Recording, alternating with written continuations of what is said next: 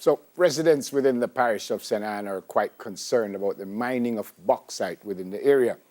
Zooming in to discuss the issue of bauxite mining within rural Jamaica is spokesperson of Land, Environment and Climate Change, Sophia Fraser-Binns, and JTJet's Chief Executive Officer, Dr. Teresa Rodriguez-Moody. Good morning to you both. Welcome to Smile Jamaica. It's morning time. Good morning. Thank you for having us. Yeah. Dr. Rodriguez-Moody, let me start with you. Tell me your thoughts on this. We've had mining for many moons, as far as I know. What's the issue with this specifically? Well, bauxite can be considered a sunset industry. Bauxite mining can be considered a sunset industry. So it's not something that it will last forever, and it has major consequences for the environment as well as for communities and the society at large. And in this instance, especially in the community of Gibraltar, they are being impacted by the impacts of bauxite mining. There are complaints of unfair compensation, and they're pretty much left alone to deal with the mining companies on their own, and which is really unfair because it leaves them in a poor bargaining position with the bauxite companies. Yeah. Is this something new? Has this been going on for a while with these folks in Gibraltar? Why are we talking about it now?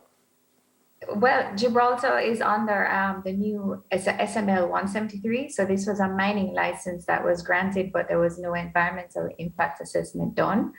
And it's not new because it has been happening for a while. But JET happened to be going out into the communities recently because we've had people call us and complain and ask us to help them.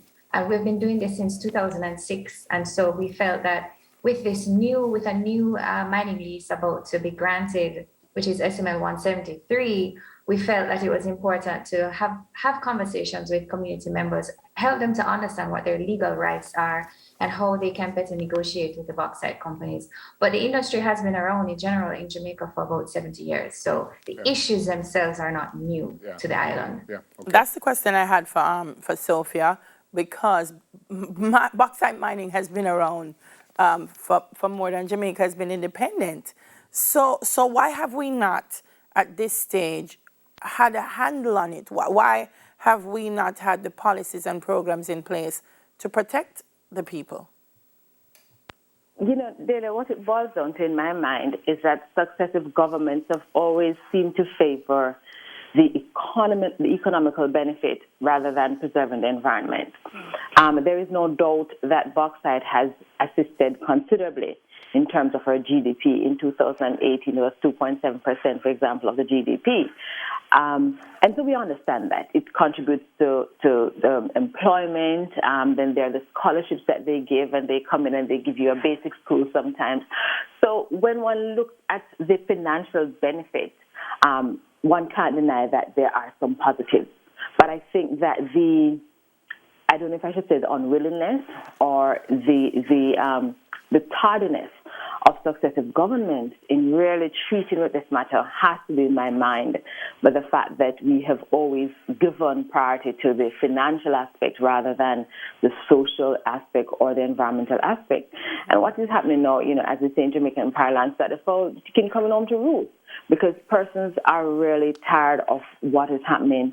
We're talking about persons who for decades still have not received titles for their property. We're talking about persons who on end have been having respiratory challenges. I know we're talking about what's happening in St. Anne now, but just a couple of years ago, I recall touring St. Elizabeth, and when I spoke to the persons, they share with you the real health implications that bauxite mining has been having. And we have regrettably not dealt with this matter with alacrity, and it has gone on for far too long. Well, Mrs. Rodriguez-Moody, I think you said in your first response that the environmentalists were not checked, for want of a better word, before. So now that it has got to this position, what are you suggesting? What should happen now? Well, we need to understand, as we've just heard from the Senator, yes, the bauxite industry does contribute significantly to our economy. And in 2018, it was US $1 billion to our GDP. But understand that the social cost the cost to the environment, climate change, was 18 billion US dollars. So if you understand the costs and benefits of the bauxite industry, then you can make better decisions. And I mean, to me, that's clear. 1 billion versus 18 billion. There is, a significant gap there. I think what we need to decide as a people is where, as a government, we have made many commitments on the international stage. We are talking about climate change, we're talking about deforestation, and we're talking about how important it is to build our resilience. Industries such as bauxite mining actually make communities more vulnerable, which makes it very difficult for them to deal with the impacts of climate change. And so if we are really serious about building a resilient country, building resilient communities, then we need to take a serious look at the industry itself. This is not the first time that the industry has been under scrutiny. JET has done several studies and made several suggestions about best practices in terms of a stronger regulatory framework for the industry. And I'm not sure how much has been done, but the point is, if we understand the serious implications for this and how it impacts our ability to be resilient in the face of climate change, then we should be looking at making some stronger decisions and making, in terms of the fact that this is a sunset industry, and maybe we should not be expanding it. Maybe we should look at phasing it out. Senator Fraser-Binns, some people would say, but look, the companies have compensated the residents for the land. They got money. So why should there be a problem if they've made the decision that it's okay for them? How do you respond to that? Well, my simple answer is yes, there's some compensation. But there are two questions. One, is the compensation enough? And secondly, there's certain things that money simply just can't buy.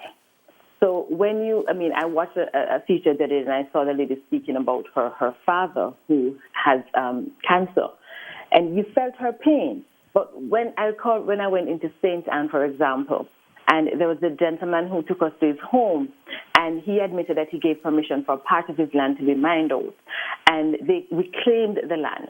But he says every time it rains, a part of his house is eroded because of the continued land slippage.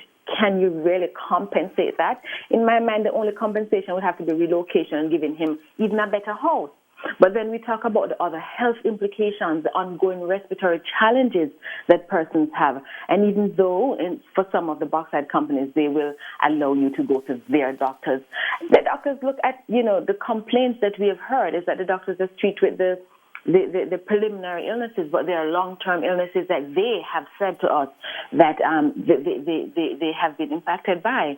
And have we really stopped to do a study to see how mining, the extraction industry, has really impacted not just the social, but the health implication of these persons? We're talking also, Delia, about persons I mentioned earlier who have gone for years without titles that for the property that they could have used to transform their lives and their families' lives, but they are locked in cycle of generational poverty. I mean, there are certain things in my mind that money simply cannot buy. And as Theresa said, I believe that the time has come for us to go even beyond the cost-benefit analysis and really start thinking about how do we wind down the extraction, the mining industry. Because with the talks about climate change and everything that is so evident in terms of what is happening in the climate crisis, bauxite, the mining of the bauxite industry is simply not helping us at all. And even if the GDP continues to rise in terms of its contribution from the bauxite industry, I believe that the social and the environmental impact far outweigh any economical benefit that can be had, particularly in 2021 and beyond. It is interesting, Mrs. Rodriguez-Moody, that our Prime Minister just spoke on what we were talking about to world leaders on climate change. But my question is, particularly with Gibraltar, what we're speaking now, is it too late for anything to be done to help these folks? Do they have to move out to the area? What can happen now that the horse kind of gone through the cart already, or no? No, it's not too late. For those that there's still active mining taking place in the areas that fall under SML 172. As you can see from some of the photos, the mining pits are sometimes right behind some of these homes, right beside schools. If these areas, we need to think about compensation. So when we were in the communities last week, there were several persons that spoke about their land being mined out, not getting adequate compensation. And, even in terms of the dust nuisance, so dust is considered a nuisance by the bauxite industry. And so persons can get something like 8,500 Jamaican dollars per household. So if you have three, as the case was, this lady had 3 children who had asthma issues. $8,500 for the entire household is not going to take you very far. So we have to look at that in terms of, for those that have already been affected, can they, they need to be given some assistance. JET has been trying to provide assistance with the help of Jamaicans for Justice as well, in terms of providing legal support, legal advice. But it's really unfair when you leave community members to just, deal with the mining companies themselves, because they don't really know the right language to use, or how best to compensate, or even if they can afford a surveyor to find out the fair value, market value for their property. And then near to Gibraltar, in areas such as Madras, they are looking at SML 173, which is, it has been done, and they're looking at whether or not a permit can be granted. And so for those communities that are likely to be impacted, then we can't repeat the same mistakes that we've already done on a SML 172. So we need to be sure that the persons are properly compensated and there's proper dialogue with persons. Really and truly would prefer that it didn't happen, but we understand how these things work. All right. I want to thank you both ladies for speaking with us. It really is something that needs to be resolved, and soon. And so we hope that we will get to that in the near future. Spokesperson on Land, Environment, and Climate Change, Senator Sophia Fraser-Binns, and JET's Chief Executive Officer, Dr. Teresa Rodriguez-Moody. Coming up next, we hear all the details about National Parent Month.